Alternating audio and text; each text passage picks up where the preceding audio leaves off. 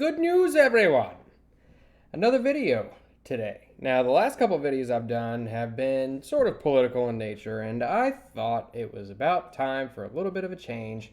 So, I guess technically this video is going to be a little bit more political, but not as much as the last couple. So, I have, fair warning, I have already read this just to see if it was something that I even thought was worth making a video about. So, I have read it, and, I'll give you my thoughts on it, but let's go over it. And here, the thing that's interesting to me is that the title, the headline for this article from SyFy goes over the newest installment in Dungeons and Dragons modules, adventure books rather. And the headline says, as you can see, Dungeons and Dragons' next book boasts an all POC writers and 13 new adventures. So the first thing that they put in there is all POC writers. Okay. We'll see how that's important. Dungeons and Dragons' next adventure book will take players and DMs to fantastic new lands that are brand new to the role-playing game. Journeys Through the Radiant Citadel, out June 21st, is an anthology of adventures set in diverse new lands. And for the first time in the role-playing game's history, the book's creators are diverse as well. All 16 of the book's writers are people of color who drew upon their heritage and culture when crafting their adventures. Now, here's the thing.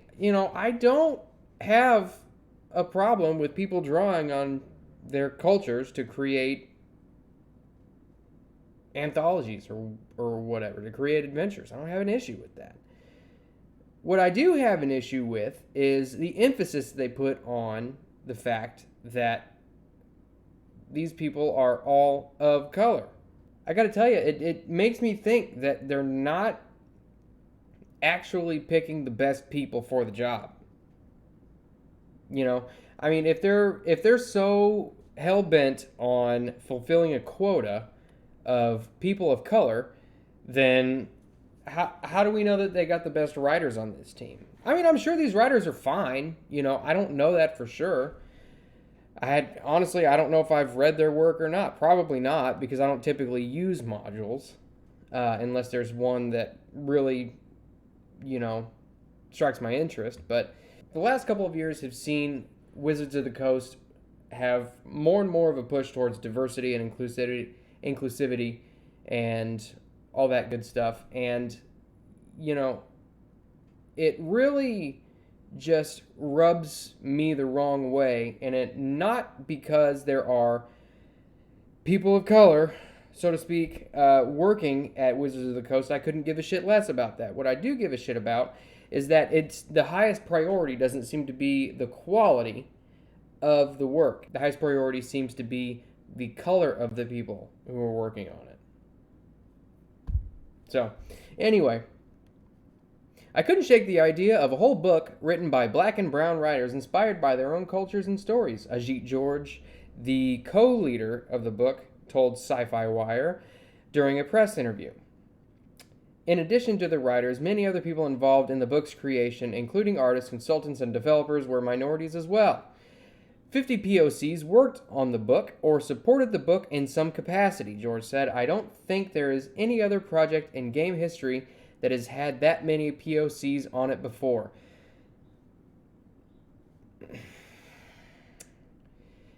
Viewed as part of the nearly 50-year-old game's recent push towards inclusivity and representation, Journeys Through the Radiant Citadel is a natural and frankly overdue development, even if it will no doubt anger those who go off on tirades about wokeness. But Journeys Through the Radiant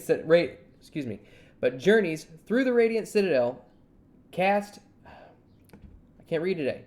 But Journeys Through the Radiant Citadel's diverse cast of creators is far more than just a welcome statistic, as the adventures contained in the book's pages promise to be new and exciting, in part because they're drawing from experiences that are outside that of the historical D&D writers. So, 1, 2, 3, 4. So, the first 4 paragraphs are all about diversity and inclusion.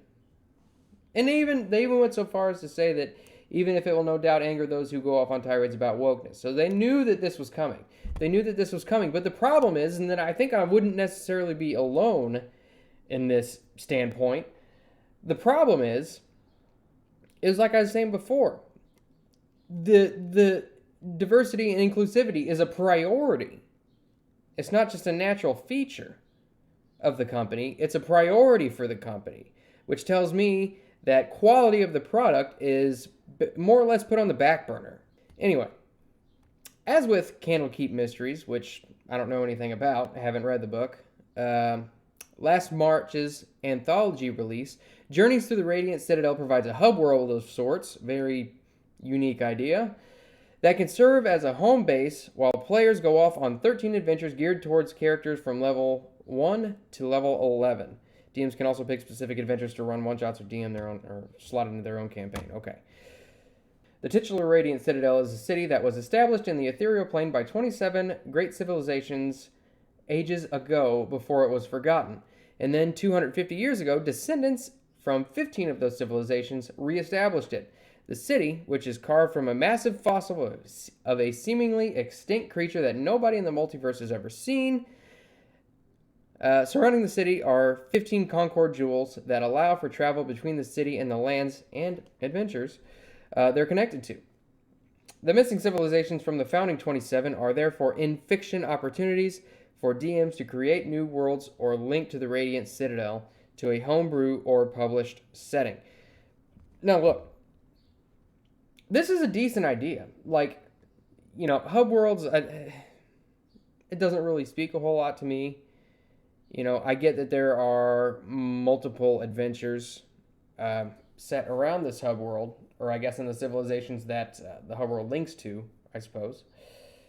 But I don't know, this it doesn't strike me as groundbreaking. Now, it does seem that they've made an effort to make it accessible for people to include it if they want to.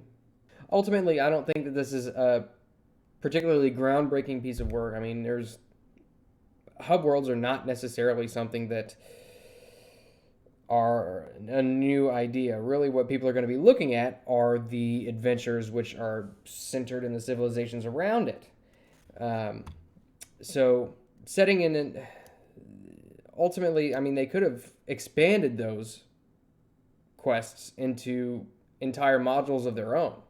Wizards of the Coast teased 3 adventures during the press preview. The first, Salted Legacy, an adventure for players levels 1 and 2, takes place in, I'm not even going to pronounce that, Valley, and throws gamers into a, quote, generational feud between 2 rival vendor families after a series of vandalisms and thefts begin to appear. According to writer Serena Marie, the intentionally low-stakes adventure draws on Marie's own experience as a first-generational Thai American, as one family at the Den Sing night market wants to expand while the other wants to hold on to tradition. Now, I know who this individual is, and I follow her on Twitter. And I followed her for a while now because she was on a podcast which I used to listen to called God's Fall, and she's also, I believe, started working with the people over at Critical Role, and she is exceedingly progressive, very much so. So I wouldn't put it past her to put all kinds of progressive messaging into this, not just cultural stuff. And again, it says it draws on her personal experience as a Thai American, a first-generation Thai American. It doesn't draw from the Thai culture, which I would be much more interested in, honestly, because I'm an American, and really, I hear all the time about what everybody's own lived experience is.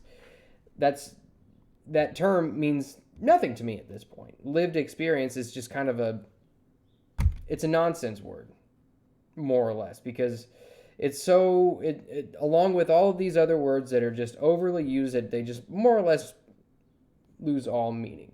You know what I hear when I hear the term lived experience? Anecdotal. Doesn't matter. Not to put it pretty harshly, but that's basically what I hear. I really couldn't give a shit about somebody's own lived experience. What I would like to explore is the Thai culture or Thai mythology. Players will have to win the vendor's trust by playing market games, including a spicy pepper contest and timed cooking contest where you defeat giant prawns and make prawn patties. Marie said the games are a great icebreaker for new parties. Now, I've done this kind of thing in my own game. I've run, festivals and carnivals and stuff like that. And players seem to respond to it pretty well. For the most part. If you don't do it right, then it can seem inconsequential and just filler.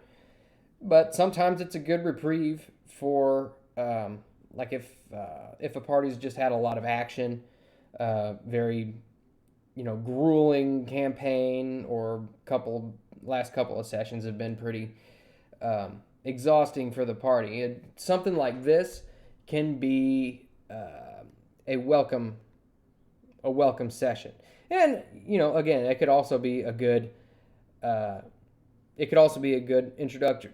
It could also be a good introduction for new players. So, yeah, I'm fine with that. I don't think that this is necessarily a bad idea.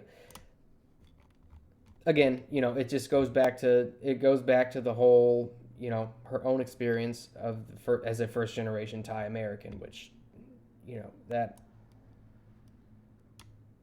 just really, I don't really care. Not to be mean or anything, but yeah.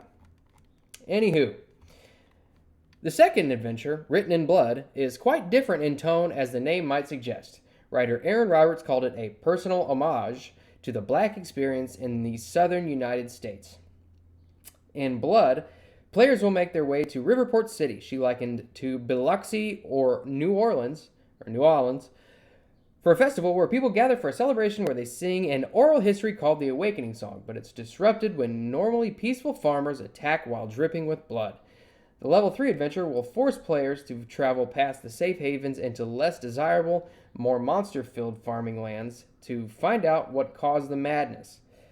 Roberts compared the story to Lovecraft Country or a Jordan Peele film in terms of vibe, though she added that her fantasy take on the Black diaspora intentionally doesn't carry the same weight of real history as those titles, though it has the essence of community and joy.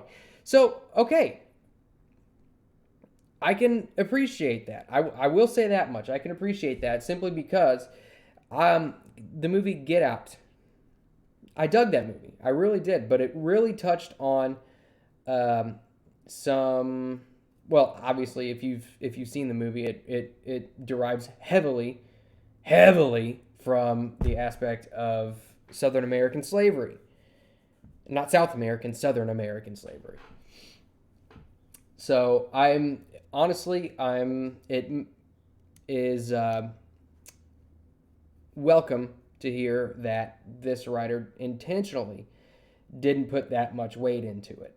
This reminds me of is there is a game which I will sometimes play with a buddy of mine called the Hunt the Showdown rather, and it takes place in Louisiana, and basically it's kind of it's a extraction royale type game, and it focuses on sort of like a monster. It's like a monster game where you fight all these monsters, which are, I don't know really a whole lot about it. The game doesn't really tell you a whole lot about them, but they're very Lovecraftian monsters, and you have to go and hunt them down, and meanwhile you have to kill off other players and extract with the bounty. So that kind of seems like it's a familiar vibe, I guess, in that respect.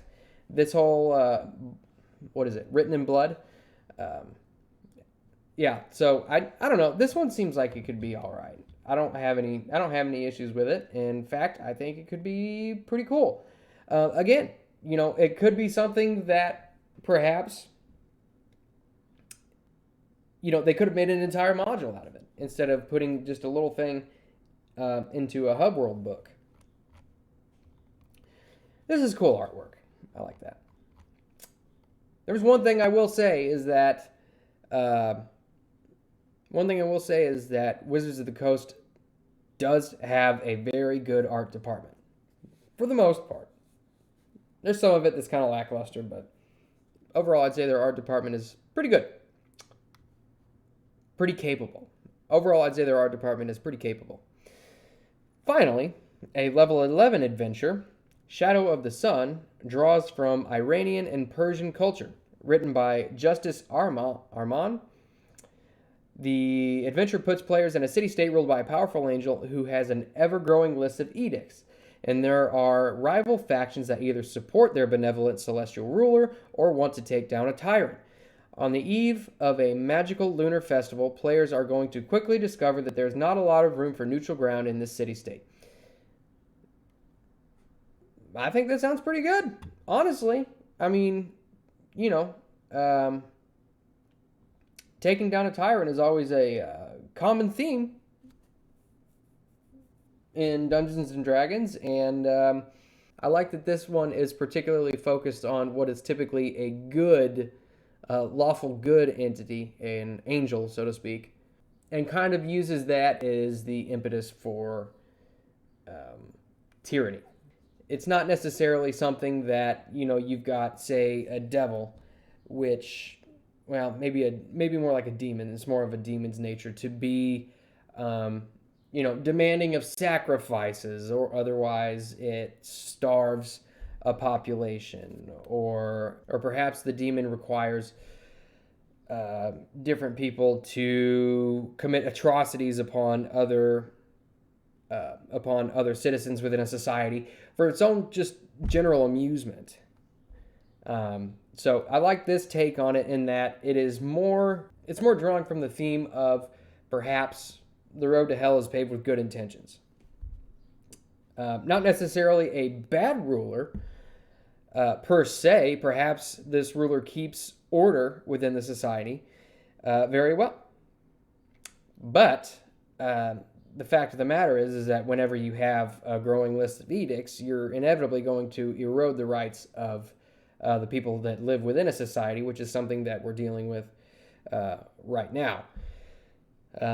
Anyway, again, I like this, and this having to do with draws from Iranian and Persian culture. See, there it is, right there. That's what I like. This right here is what I like. I don't give a shit of someone's personal experience living as an Iranian or Persian American first generation. I give a shit about their culture. What's their mythology look like? This book being an adventure book, there aren't any new subclasses or races. And they didn't mention any magical items, but it will feature 11 new monsters. In addition, players can get charms, magical boons they receive as a result of doing something incredible on several of the adventures, and it is implied these charms have mechanical benefits. So, this is another thing that, honestly, I kind of dig. Over the last several publications that Wizards of the Coast has put out, they've just about all had something that was geared towards new subclasses and races and things like that. And when you do that, you weigh the game in favor of the players and therefore make characters far too powerful.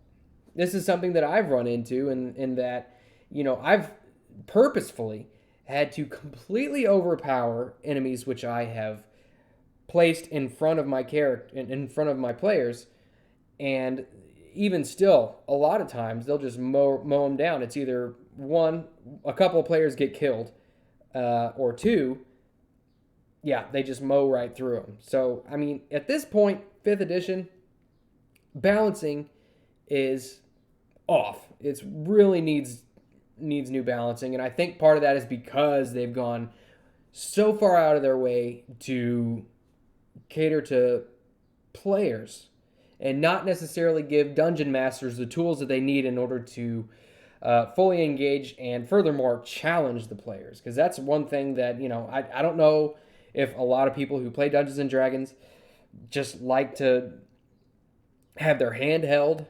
through campaigns or anything like that. But I know that I'm not necessarily one of those players, and I'm definitely not one of those DMs. I'm not about to hold my player's hand. And, as a player, I like to figure things out for myself. And if something is too powerful, I like to have the option to run away. But honestly, you have to. I like the aspect of a certain game which tells you, like, hey, you don't fuck with this thing unless you're prepared to do so. I like something that really communicates that very well. So, and it really gives, really what that does, in my own personal opinion, what that does is it adds depth to whatever world the players are exploring. So, it kind of, it communicates that the world is bigger than the characters themselves. Like, the characters can have a direct impact on it, but it's not catered to them. This is a world that the characters are set in. This is not a world made for the characters, if that makes sense. So, George called Journeys Through the Radiant Citadel something we have not seen in D&D before, and referring both to the makeup of the created team and the sorts of adventures within. It is very much D&D, but it's D&D with a new flavor and fresh take. It'll be out on June 21st. Okay, so again, they makeup of the creative team. Again, I couldn't give a shit.